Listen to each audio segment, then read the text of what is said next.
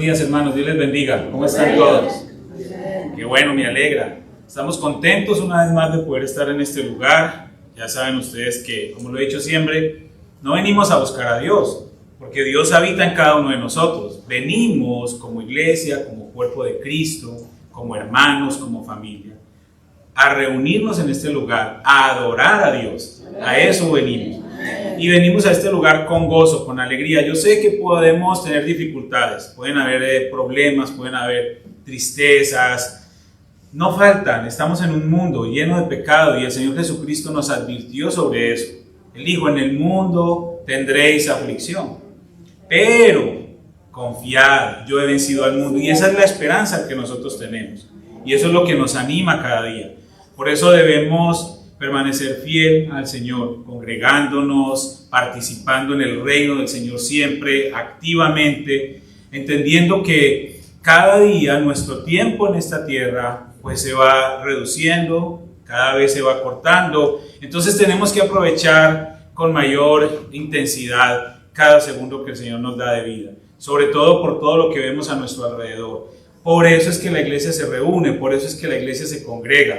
No nos congregamos para divertirnos, no nos congregamos para sentirnos cómodos, a gusto, como si fuera un club social, no. Nos reunimos para adorar y exaltar al único y soberano Dios, Rey de reyes y Señor de señores. Entonces, gracias a Dios por la vida de cada uno de ustedes, porque dispusieron su corazón para que en esta mañana nos pudiéramos congregar y exaltar juntos al Señor. Y estemos orando por todos aquellos que aún no tienen ese ánimo en su corazón, ese convencimiento en su corazón de la importancia de congregarnos. Por eso la invitación del Señor a través de su palabra es que nosotros, como hermanos, nos estimulemos al amor y a las buenas obras. Y una de esas cosas es que nos animemos unos a otros también para que nos congreguemos, para que podamos participar de este tiempo, porque llegará el momento, hermanos, a lo mejor muchos no crean, pero llegará el momento donde no podremos hacerlo, ¿sí? No sé si nos toque a nosotros o a nuestros hijos, pero llegará el momento donde no es posible ya. Así viven muchos creyentes en muchos lugares del mundo. O si usted tiene la oportunidad de hablar con un creyente de China, de Corea del Norte, de Afganistán y de muchos otros lugares, a ver si pueden tener la libertad que nosotros tenemos. Entonces, si nosotros la tenemos, aprovechémosla. Vamos a orar, hermanos. Padre, te damos gracias en esta mañana. Gracias por tu fidelidad, por tu misericordia, por tu bondad. Gracias por la libertad que tenemos de podernos congregar, Señor. Gracias por cada uno de mis hermanos y hermanas, porque hoy podemos estar en este lugar. Gracias porque es un honor, un privilegio también y un motivo de gratitud el que nosotros podamos congregarnos. Y con esa libertad que nosotros tenemos hoy, Señor, estamos orando delante de ti por todos aquellos hermanos y hermanas en diferentes lugares del mundo que no tienen esa misma libertad. Aquellos que se tienen que esconder para predicar la palabra, aquellos que se tienen que esconder para poder leer una porción de la Biblia o para cantar o para orar. Muchos de ellos son puestos en las cárceles, muchos de ellos son asesinados por predicar el Evangelio, Señor. Oramos por ellos, oramos por sus familias, para que su fe cada día sea más creciente, para que los fortalezcas, los animes, los consueles, Señor. Padre, y que nosotros podamos de alguna manera replantear la forma en cómo estamos viviendo nuestro cristianismo, entender los tiempos en los que estamos viviendo y poner toda la intensidad posible en nuestra manera de vivir, Señor. Padre, gracias por esta oportunidad y privilegio que tenemos hoy y lo usamos, Señor, para adorarte, para exaltar tu nombre. Queremos pedirte de una manera muy especial por aquellos hermanos y hermanas que han estado de cumpleaños esta semana, los que tengo aquí en mi lista, los que no, Señor, tú lo conoces. Te pedimos por Nathan Davis, Señor, por Liz Martínez, por Magali Hinojosa, por José Navarrete y todos aquellos que han estado de cumpleaños esta semana, Señor. Te pedimos de una manera especial que los bendigas, que guardes sus vidas, que ellos cada día se enamoren más de ti, Señor, que ellos puedan vivir su vida en obediencia a tu palabra, Señor. Y pedimos una bendición especial para ellos y para sus familias, Padre. Te damos gracias por la palabra que nos reúne también en esta mañana y te pedimos que esa palabra llegue a nuestros corazones, Señor, con poder para que la pongamos por obra. Y ahora, Señor, como iglesia, ofrecemos estos cánticos, Ofrecemos estas alabanzas, estos himnos a ti, Señor, con un corazón agradecido, Señor, por todas las bendiciones que hemos recibido de tu mano y agradecidos infinitamente por lo que tú eres. Por eso hoy te adoramos y te exaltamos, Padre, en el nombre de Cristo Jesús. Amén y amén. Bueno, mis hermanos, ¿cómo están? Dios les bendiga. ¿Cómo han estado todos? ¿Bien? Algunos, los otros como que no están todavía. A ver, ¿cómo están? Eso, hermano, con ganas. Si toca comprar más pan, me dicen, y compramos más pan. O seguro ya están pidiendo taquitos, torticas, porque ya no están como tan efusivos. Bien, estamos bien, gracias a Dios. Avanzando, creciendo, siempre. Y eso le damos gracias al Señor, porque esa es la iglesia, es un organismo vivo. La iglesia no es una organización.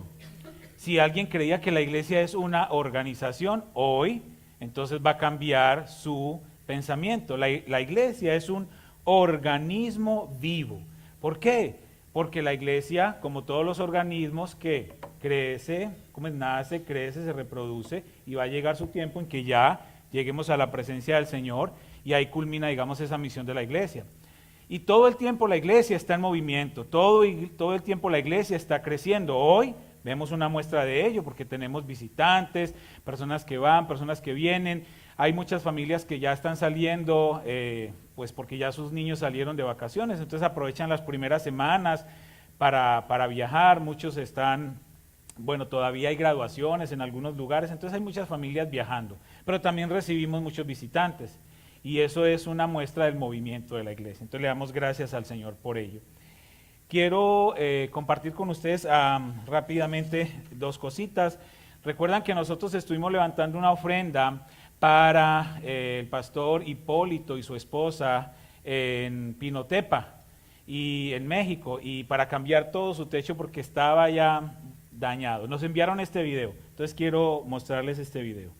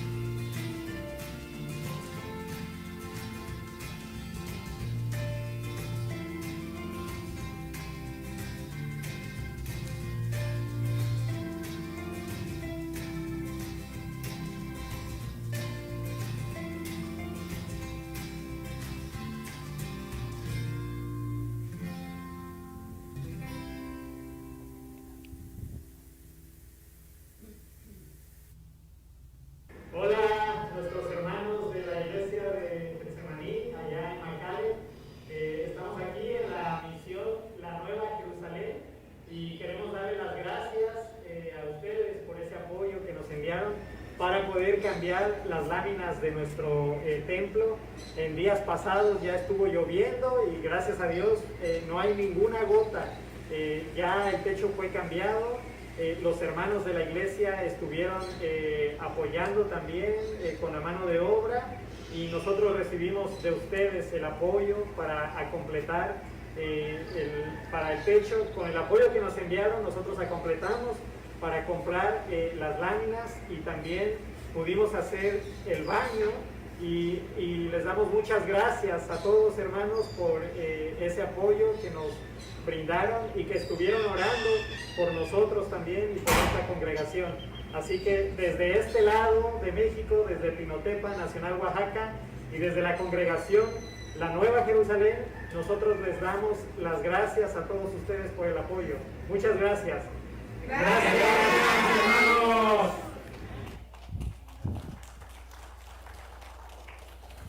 De eso se trata, hermanos, de eso se trata el Evangelio.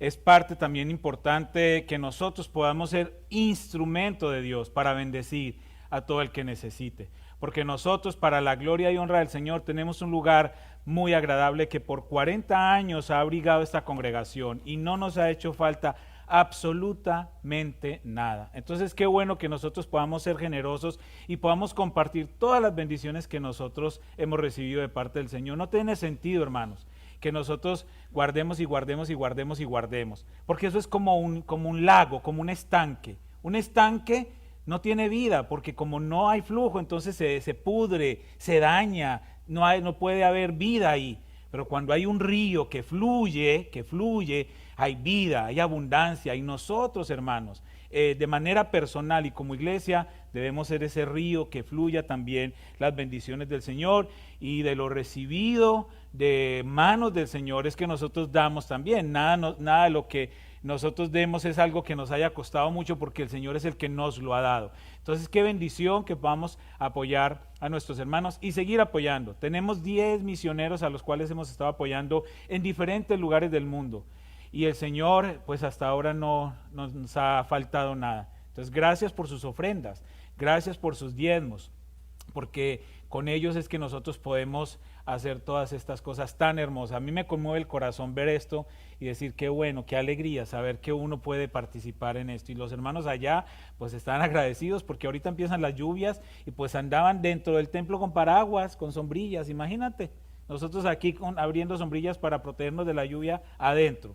Y pues gracias a Dios ya y pusieron su bañito bien bonito, ya vieron, entonces gracias a Dios por ellos. También quería compartirles, hermanos, que el día de ayer estoy muy contento porque ya pudimos convocar un buen grupo de maestros de niños. Vieron ustedes ya todos los niños que salieron, hay bastantes niños para que vayan y miren, ya con los hermanos del servicio inglés también, hay bastantes niños. Ya tenemos un buen grupo, aproximadamente 12, 14 personas voluntarias, entre maestras y voluntarias. Ayer tuvimos nuestro primer encuentro de capacitación, entonces estuvimos haciendo participando de un congreso iberoamericano de ministerios infantiles que se hizo online con diferentes lugares del mundo.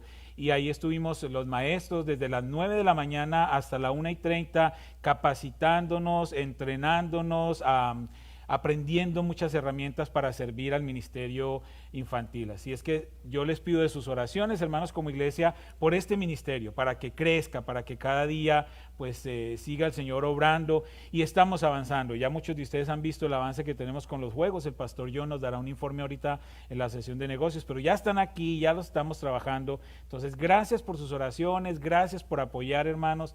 Y eso es una muestra de que esta congregación está viva y sigue creciendo y sigue avanzando. Eso es lo más maravilloso. Bien, hermanos, vamos a la palabra, vamos a lo que nos convoca. Hace, no sé, unas cuantas semanas, dentro del poco tiempo libre que puedo sacar, estaba viendo una película que me llamó la atención, ¿no? Me llamó la atención porque a veces me gusta ver películas viejitas, ¿no? Y esta película me llamó la atención y a lo mejor algunos de ustedes ya la vieron. Esa película fue hecha en 1967. Ninguno de ustedes había nacido. En 1967 ustedes no habían nacido, pero esa película la sacaron en 1967. Yo la vi porque pues está en las redes, en YouTube, y usted la puede mirar. Esa película se llama Cuidado con el mayordomo, con Dick Van Dyke. ¿Recuerdan ese actor? Todavía está vivo, creo. Hizo muchas películas. Y esta película me llamó la atención. Cuidado con el mayordomo. ¿Quiénes la vieron alguna vez? ¿Vieron esa película? Ay, no me digan pues que ahora yo soy el más, ¿cómo se llama? El más inconverso viendo películas, pues. O el más viejo. Una de las dos. Es una película muy linda, muy sana, muy sana. Cuando hacían películas buenas y sanas, ¿no? Entonces, esta película de Dick Van Dyke, Cuidado con el mayordomo, muestra una historia muy interesante. No les voy a dar toda la trama por si de pronto la quieren buscar. Está en YouTube, es gratis, la pueden mirar. Pero es un mayordomo que él se encarga de administrar la casa de una señora multimillonaria de la ciudad. Entonces, él tiene muchas personas a su cargo. Y es interesante porque aunque él es el mayordomo, pues no es el criado, no es digamos, el empleado, es más como la mano derecha de la señora. Pero resulta que empiezan a mostrar imágenes de él haciendo como negocios extraños, ¿no? Entonces va a una tienda y saca mercancías a nombre de otra persona y luego hace un rollo todo raro y luego va y las vende y bueno, pareciera que él estuviera como robándole a la señora y haciendo estafas y muchas cosas interesantes. Y uno toda la película es larga, bien larga, ¿no? Y uno toda la película está, pero ¿por qué está haciendo todo eso? Llega una jovencita a escribir como una historia sobre la señora, un libro, porque la señora quiere escribir un diccionario. Entonces contrata a alguien que le ayude a digitalizar, a escribir, todo eso, porque ya ella está muy mayor. Y esta jovencita empieza a notar todas esas cosas del mayordomo. Y ella pues tiene pesar de la señora de la casa y dice, este hombre la está estafando. Y ahí luego entonces está el lío amoroso, que ya se enamora del mayordomo, como siempre todas las películas tienen esa historia de amor. Entonces está el lío de ella. No les voy a decir el final es tremendo, ¿no? Nada que ver con lo que pintaron toda la historia. Lo que me llama la atención de esta película es el trabajo del mayordomo. Porque nosotros asociamos, cuando nos dicen mayordomo, se nos viene a nosotros como un grito que siempre hemos escuchado. Jaime, Jaime. Y entonces pensamos que el mayordomo es un empleado de servicio, que el mayordomo es una persona que está como por debajo de todos, que es como un esclavo, que es como alguien de menor categoría, y que solamente está para servir el café o servir a los invitados y limpiar. No, para nada. Por lo menos en la película, el mayordomo era el administrador de todo lo que la señora tenía. Él era el administrador. Él era el responsable de cuidar absolutamente todo. Él firmaba los cheques, él pagaba la nómina, todo lo hacía él. Ella solamente daba donaciones y donaciones a cuanta ONG se le apareciera. Y él tenía que batallar con todo eso para administrar los recursos de su señora, de su amo, de su ama. Entonces me llama la atención porque en lo personal me muestra la imagen de un mayordomo muy diferente a como siempre nos han pintado a nosotros los mayordomos. Y la Biblia, cuando habla de mayordomos, habla precisamente de este tipo de mayordomos, de administradores, con toda la autoridad del amo y señor de la casa. Cuando la Biblia nos habla de mayordomos, no nos está hablando de unos esclavos, de unos siervos menospreciados. No, nos está hablando de alguien que ha sido encomendado por el señor de la casa para que le administre absolutamente todos los recursos, pero no le pertenecen al mayordomo. El mayordomo solo administra. Disfruta la casa, disfruta el rancho, disfruta la alberca, disfruta el yate, disfruta todo de su señor, pero no es el dueño. Él siempre debe tener claro que no es el dueño. Eso es un mayordomo. Y es interesante porque el apóstol Pablo, en 1 Corintios, capítulo 4, versículos 1 al 21, que lo vamos a leer, lo vamos a ver hoy. Primera epístola a los Corintios, capítulo 4, versículos 1 al 21. él está trayendo a colación o trayendo a la discusión con los corintios esta expresión de mayordomo, de siervo. Ahora, ténganme acá nomás. Vamos a hacer un paréntesis para hacer una actualización de lo que llevamos de Corintios. Recordemos que Corinto era una ciudad, una provincia griega, pero estaba administrada, estaba controlada por los romanos. Entonces, ellos tenían toda la influencia griega, toda la influencia griega.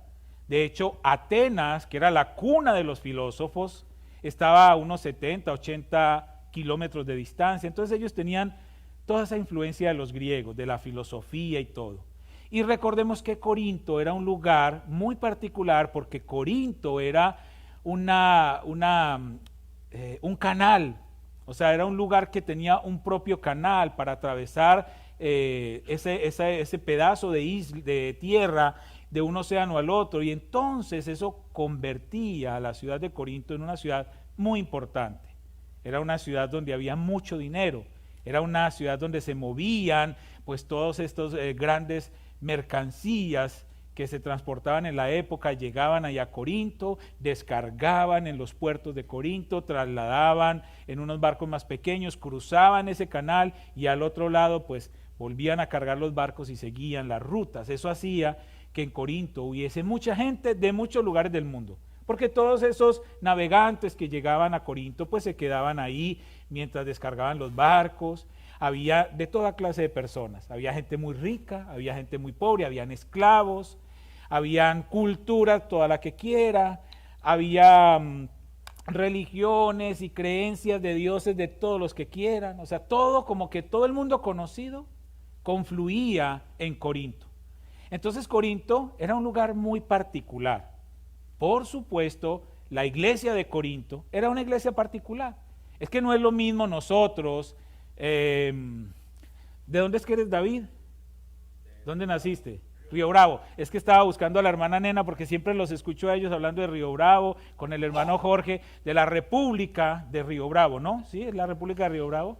Ok.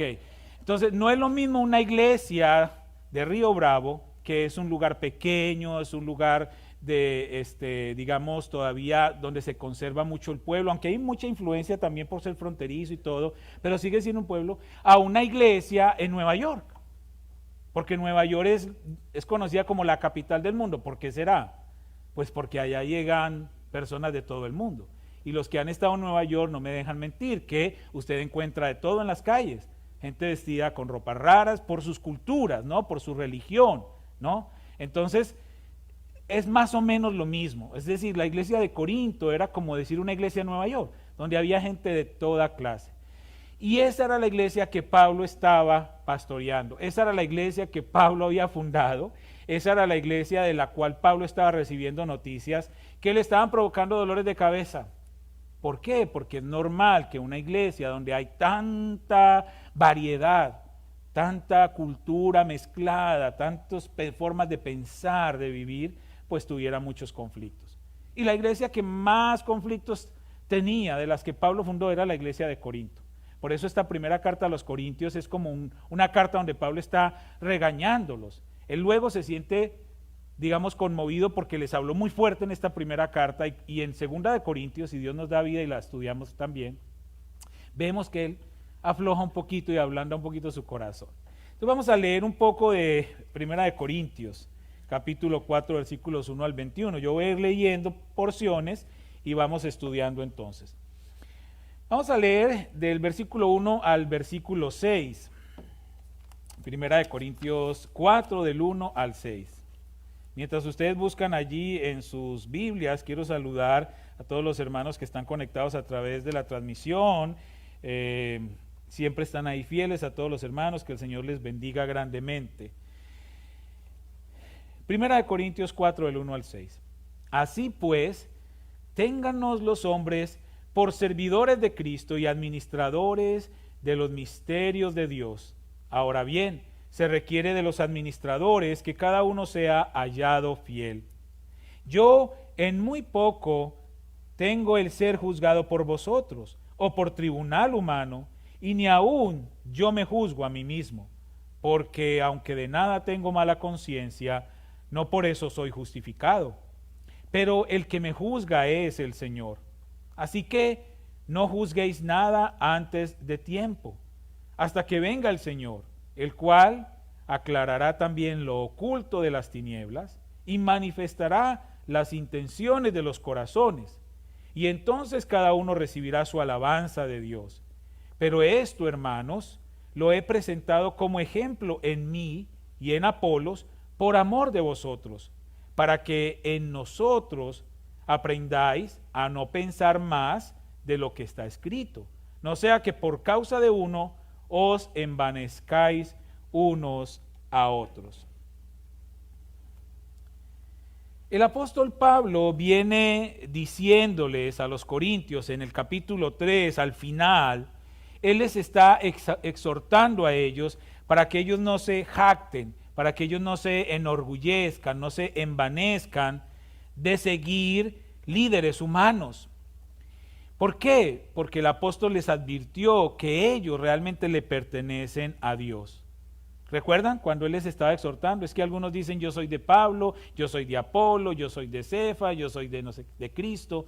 Y estaban ellos dejando que esas divisiones invadieran, permearan la iglesia y estaba fracturando la iglesia. Porque estaban ellos identificándose con esos líderes humanos. Lo mismo que hacían los griegos, lo mismo que hacía toda esa cultura ateniense de los filósofos, ¿no? Entonces el filósofo que más destacara en ese momento, pues allá corrían todos. Luego aparecía otro, allá corrían todos. Luego aparecía otro, allá corrían todos. Así andan muchos cristianos ahorita. No, pues que aquí está predicando este mejor, allá corremos todos. No, que este está nuevo, que llegó de no sé dónde, allá corren todos. Buscando las novedades, como los corintios. Y eso es lo que Pablo estaba exhortándoles a ellos. La semana pasada él estaba diciéndoles que tenían que tener mucho cuidado porque eso era falta de madurez espiritual. Entonces el apóstol Pablo aquí en el capítulo 4 comienza confirmándoles realmente qué son él y Apolos, qué son ellos dos para la obra del Señor. Y él entonces está trayendo una expresión interesante para que los corintios los identificaran a ellos. Entonces él hace un juego de palabras. Miren el versículo, no, ahí donde está, donde ya lo que leímos. Él está diciendo que ellos son servidores, que ellos son administradores, mayordomos. Eso es lo que el apóstol Pablo está diciendo. La palabra servidor que Pablo utiliza aquí en esta porción, realmente esa palabra en el original es juperetes. Y juperetes significa remero. A ver, les voy a poner una foto y ya entendemos. Remero, los barcos, los galeones antiguos, en la época de Pablo, en toda esa época y posterior también, tenían unas 2 o 3, digamos como pisos hacia abajo, como sótanos, ¿no? Y los de más abajo eran los remeros. Ellos no tenían derecho absolutamente a nada, ni a hablar, solo podían medio respirar porque era necesario. Pero ellos no tenían derecho a nada, ellos estaban bajo las órdenes de un capitán, de un director, una voz líder que les decía si remaban los de la izquierda, los de la derecha o a qué ritmo iban remando para que el barco avanzara o girara. Bueno, ellos daban, digamos que esa dirección. Ellos eran los remeros, los de más abajo, solamente recibían órdenes. Pero tenían un lugar muy importante. Si ellos hacían su huelga o se enfermaban o se morían, ahí quedaba el barco. Entonces, ellos no tenían esa potestad de ser los mandamás del barco, pero sí eran una pieza importante y todo el tiempo ellos estaban recibiendo órdenes y estaban acostumbrados. Eso era lo que había en esos barcos de la época. Habían esos 3 grupos de remeros, pero los que Pablo está mencionando eran los de más abajo. Ahora, como servidor también se conoce a un asistente al mando de un superior que solo se limita a cumplir órdenes, aunque se presente cobijado por la autoridad de quien lo envía, y en este caso entonces es como el mayordomo, como un embajador, como un CEO de una compañía. Siempre hay alguien que está por encima de ellos. Eso es ser un servidor, en lo que Pablo está explicando. Y luego también está utilizando otra expresión, administradores. Administradores. Y la palabra original para administradores es oikonomos. Y oikonomos es donde ya viene entonces esta figura del mayordomo. Oikonomos significa distribuidor de la casa, supervisor, agente fiscal, mayordomo, administrador, tesorero. Entonces Pablo, y yo me detengo en estas dos palabras importantes. ¿Por qué? Porque el simple hecho de que el apóstol Pablo esté describiendo ese tipo de líderes que son ellos dos, Apolos y Pablo, frente a esa supremacía del Señor, y ellos comparándose con esos líderes humanos, esos líderes que venían de Atenas, que merodeaban la iglesia de Corinto, que estaban buscando infiltrar la iglesia de Corinto. Y la diferencia entre unos y otros es que estos líderes que querían infiltrar la iglesia de Corinto, estos líderes les gustaba exaltarse casi a lugares celestiales por todo ese conocimiento que tenían, por toda esa destreza que poseían. Muy diferente a lo que el apóstol Pablo y Apolos querían hacer con la iglesia. Entonces Pablo se desenmarca de ese tipo de líderes. Él lo tiene que hacer. Dice, no somos esa clase de líderes o esa clase de influencia, porque ellos están queriendo venir a la iglesia a tomar control de la iglesia, imponiendo su conocimiento, su vanidad, imponiendo su fama en la comunidad. Nosotros no somos ese tipo de líderes. Nosotros venimos delante de ustedes como servidores, como administradores, como mayordomos bajo las órdenes de Cristo. Entonces la iglesia en Corinto, hermanos, por esa cultura que tenía también, por toda esa multiplicidad que había dentro de la iglesia. Hasta ahorita caigo en cuenta que aquí está la hermana Nena y yo buscándola para hacer la ilustración de Río Bravo. Ay, Dios. Ay, hermanos, sigan orando por mí, ámenme. La iglesia en Corinto, hermanos, mire qué triste, la iglesia de Corinto menospreciaba mucho el ministerio apostólico. Y ellos veían a los siervos de Dios como poca cosa. Y probablemente por la abundancia en que ellos vivían, por esa falsa sabiduría que también tenían allí, era que ellos tenían esa actitud de menospreciar. Y lo vemos en ese diálogo que el apóstol Pablo tiene aquí con la iglesia. Entonces Pablo se presenta como siervo mayordomo, esperando de alguna manera exhortarles a ellos y hacerles cambiar esa forma de pensar. Ahora usted me dice, pastor, pero si él quiere cambiar esa forma de pensar, ¿por qué se presenta como algo tan bajo? Él debió haber llegado, yo soy el apóstol, y el apóstol es el que manda y es el líder. No, Pablo necesitaba bajarlos a ellos para que ellos pudieran tener confianza en ellos, para que ellos vieran un ministerio totalmente diferente, que ellos no venían con elocuencia de palabras y a asombrarlos o a descrestarlos con falso conocimiento, sino que Pablo y Apolos habían llegado a la iglesia de una manera humilde, de una manera sencilla, queriéndoles servir. El versículo 2 comienza diciendo, ahora bien, ¿qué quiere decir después de haber hecho toda esta descripción? Ya teniendo claro entonces quiénes eran Apolos y Pablo, entonces él les dice lo siguiente y les comienza a decir qué es lo que se requiere de un administrador. Y esto es importante porque él les dice, ok, yo soy un administrador, yo soy un mayordomo y vengo a servirles, pero escuchen lo que se requiere de un mayordomo, escuchen lo que se requiere de un servidor. Una de las características principales es la fidelidad. La fidelidad. Y entonces aquí el apóstol Pablo les expone que él no tiene problema en ser juzgado sobre esto, ni por la iglesia, ni por los tribunales. Él mismo se siente apto para autoevaluarse, pero él deja ese juicio al juez eterno, a Dios. Porque ¿quién tiene la capacidad de juzgar la fidelidad de alguien? Sino solo el que es fiel, Dios. Entonces Pablo estuvo una y otra vez expuesto a ser evaluado durante todo su ministerio apostólico. Y sus más grandes enemigos, y esto ya lo hemos hablado muchas veces, siempre argumentaban que él no era un apóstol. Entonces él ya estaba acostumbrado a estar bajo la lupa, a estar evaluado todo el tiempo, a estar cuestionado. Pero Pablo, como siervo, como remero, estaba cumpliendo con el plan de Dios para la iglesia. Y lo que él estaba haciendo era remar y remar y remar para que el barco avanzara.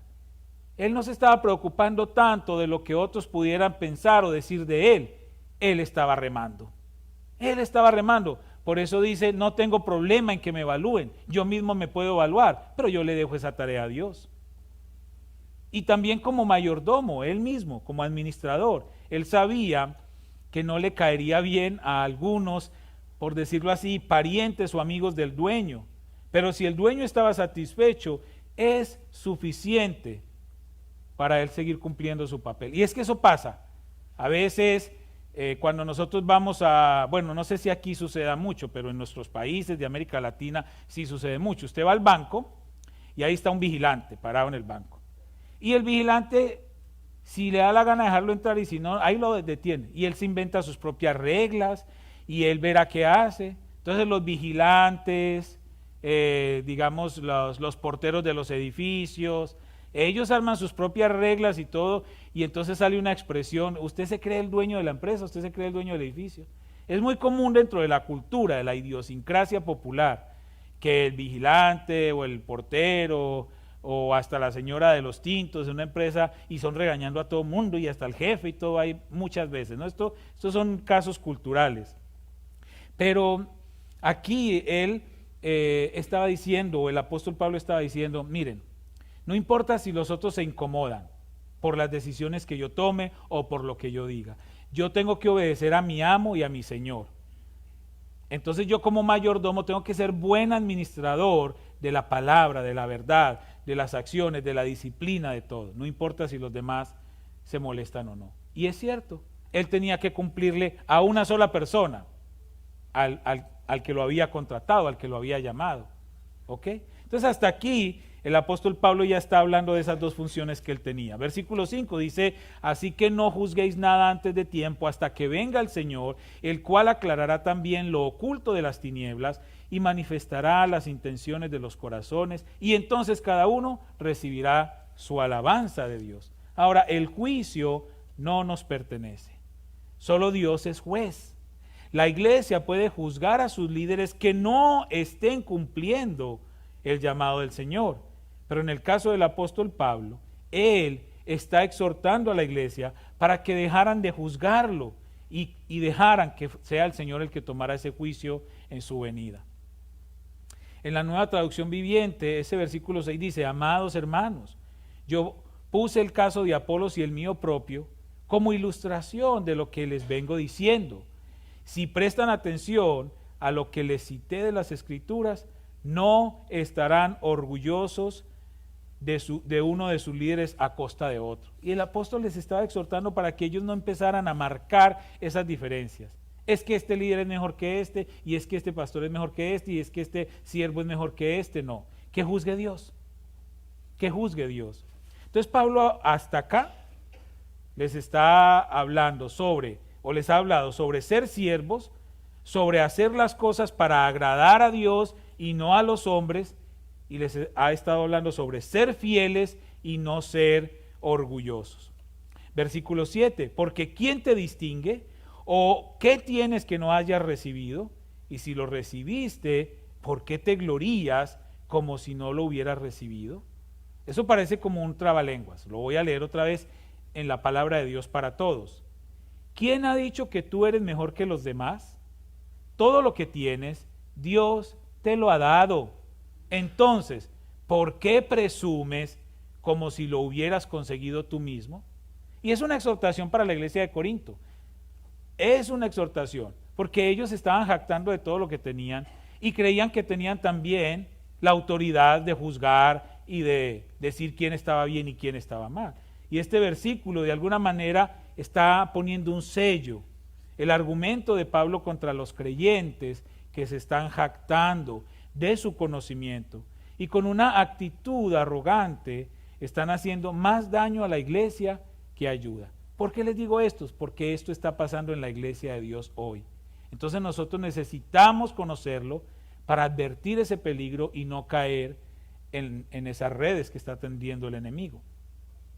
Ahora, este mensaje del apóstol Pablo a Corinto es como ese dicho popular que dice: a quien le caiga el guante, que se lo chante, que se lo ponga. Pero entendemos perfectamente de qué está hablando el apóstol Pablo, porque él les está exhortando, él les está diciendo que quién se creen que son si todo lo que tienen lo han recibido, que nada lo han obtenido por mérito propio. Obviamente es Dios quien les ha dado lo que tienen. Eso es lo que Pablo está diciendo. Entonces, que el conocimiento que tienen no los debe llevar a ellos a ponerse por encima de los demás, como era costumbre por la influencia griega. Y Pablo está tratando de bajarlos un poquito, de calmarlos un poquito. Dice versículo 8 en la traducción del lenguaje actual: ustedes tienen ahora todo lo que desean, ya son ricos y actúan como reyes, como si no necesitaran de nosotros. Ojalá que de veras fueran reyes, así nosotros podríamos reinar juntos con ustedes. Y este es otro comentario con un poco de sátira del apóstol Pablo, donde él quiere hacer reaccionar a los corintios sobre su supuesta grandeza, pensando ellos que no necesitan más de la guianza del apóstol Pablo, porque ya ellos lo tienen todo. Cuando Pablo llegó allí a enseñarles por 18 meses, pues ellos no conocían nada del evangelio. Y Pablo les invirtió 18 meses. Y entonces ahora ellos, como habían crecido y la iglesia estaba prosperando, ya no necesitamos de ti. Ya somos autosuficientes. Y de alguna manera muy irónica el apóstol Pablo se burla de lo que ellos están expresando, manifestando. Entonces él dice: no pues, ya se saciaron, además ya se enriquecieron, y pues ahora falta que digan que ustedes ya son dueños del reino, ¿sí? Y entonces avisen para que nosotros los apóstoles también podamos participar de ese reino si ustedes quieren, si nos dan permiso, si nos dejan. Entonces se voltean los papeles, se invierten los papeles. Y desde el versículo 9 hasta el versículo 13, el apóstol Pablo hace una presentación de lo que ha sido, o un recorderis, de lo que ha sido su ministerio apostólico, frente a todos los adversarios que tenía. Y ahora pues delante de los corintios que estaban menospreciando entonces esa guianza o esa enseñanza del apóstol Pablo. Y en esta porción irónica, el apóstol Pablo hace una especie de contraste entre la realidad que él y Apolos tenían o vivían frente a otros siervos del Señor que estaban viviendo contra esa supuesta condición especial de los corintios. Entonces él quería decir: mira, aquí estamos nosotros, estos somos nosotros los siervos del Señor, y estos son esos maestros que están llegando allá a ustedes a lavarles el cerebro, a cambiar todo el plan. Y esto con el propósito de llamar la atención de la iglesia en Corinto sobre el hecho de estar dividiendo o creando esos favoritismos entre un siervo y otro, despreciándolo y generando ese sentimiento dentro de la iglesia. Del versículo 14 al versículo 17, él dice: no escribo esto para avergonzaros, sino para amonestaros como a hijos amados, porque aunque tengáis 10,000 ayos en Cristo, no tendréis muchos padres, pues en Cristo Jesús yo os engendré por medio del evangelio.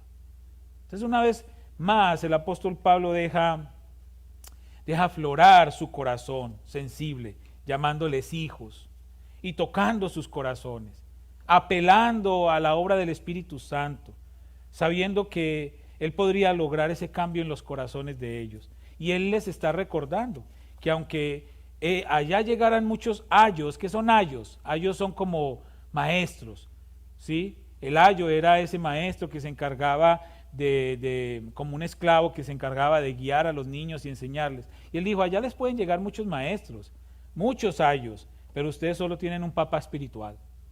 Y ese papá espiritual soy yo. Y que las cosas queden claras, ¿no? Así. Entonces, todos esos ayos, todos esos tutores que habían llegado a la iglesia de Corinto, les habían hecho mucho mal, mucho daño, más que hacerles bien. ¿Por qué? Porque los estaban desviando de las enseñanzas de Jesucristo que Pablo les había cimentado. Nosotros podemos tener muchos ayos.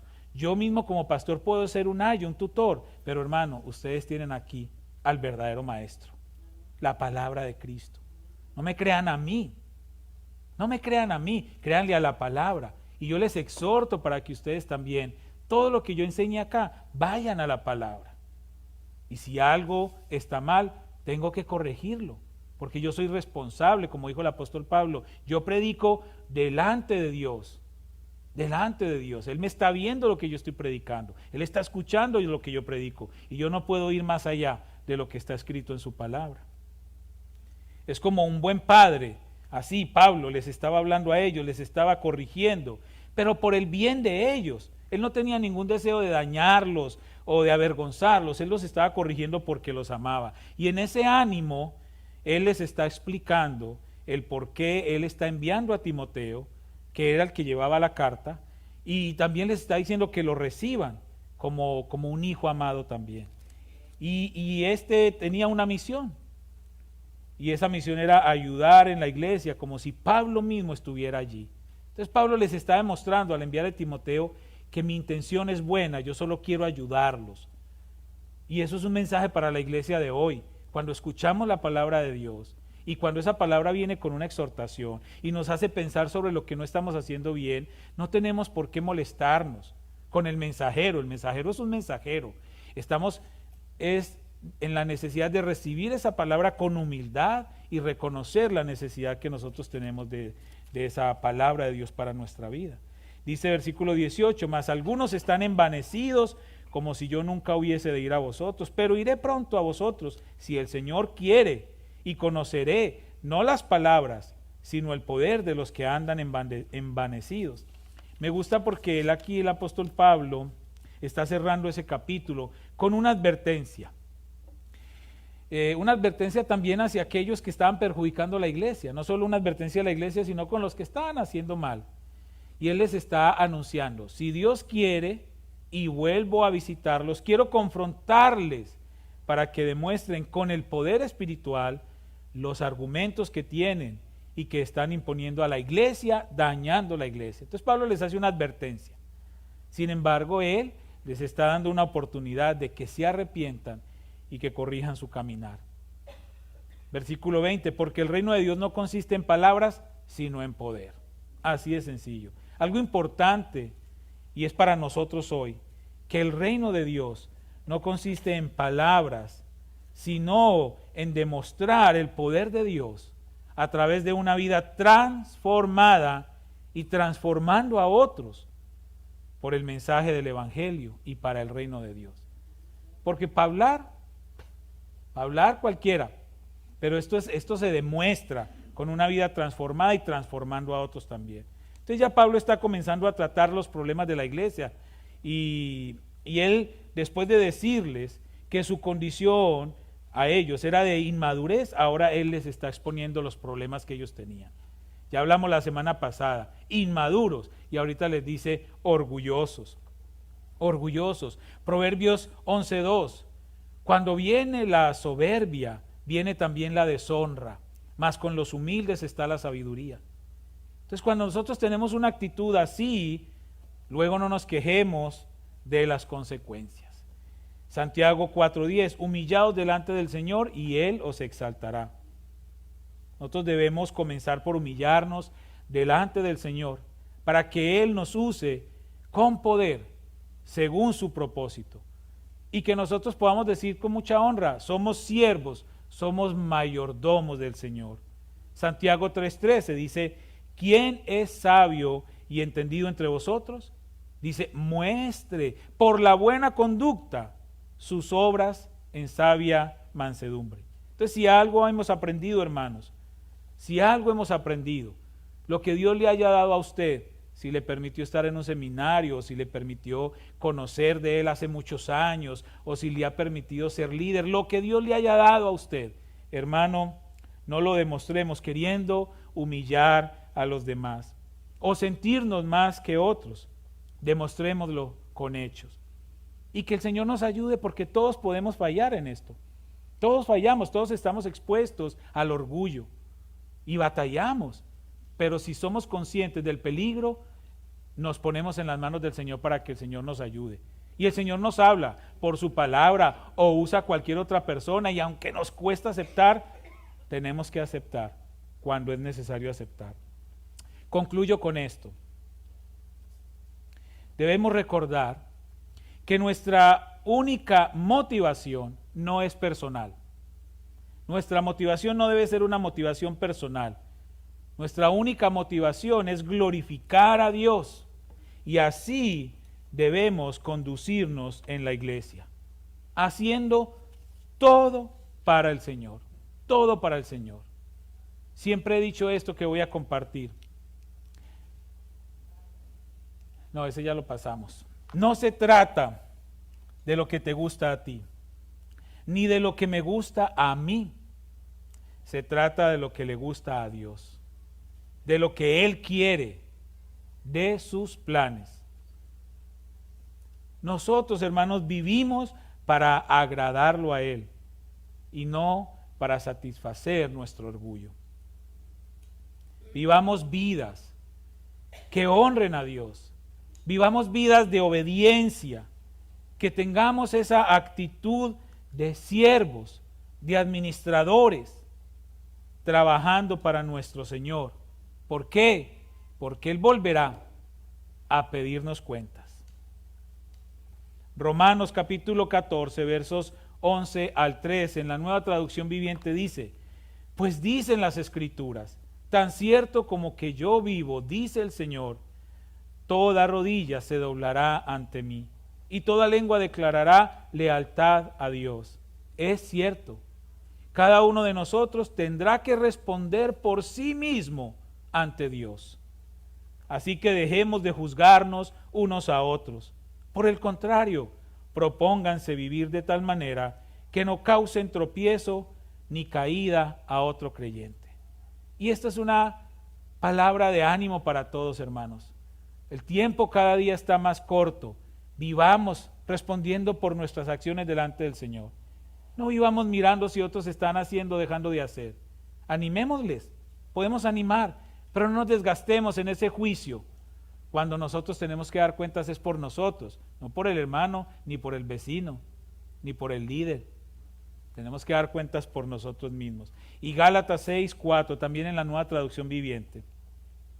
Presta mucha atención a tu propio trabajo, porque entonces obtendrás la satisfacción de haber hecho bien tu labor y no tendrás que compararte con nadie.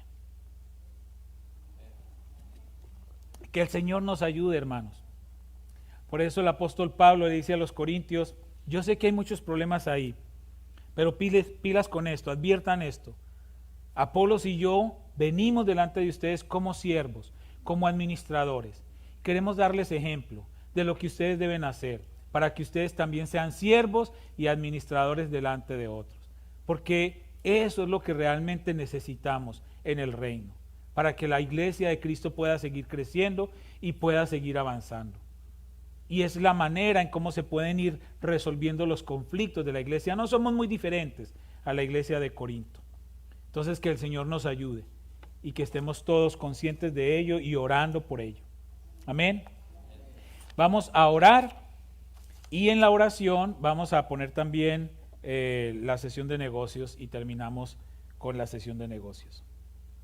Padre, te damos gracias en esta hora, Señor, porque eres bueno.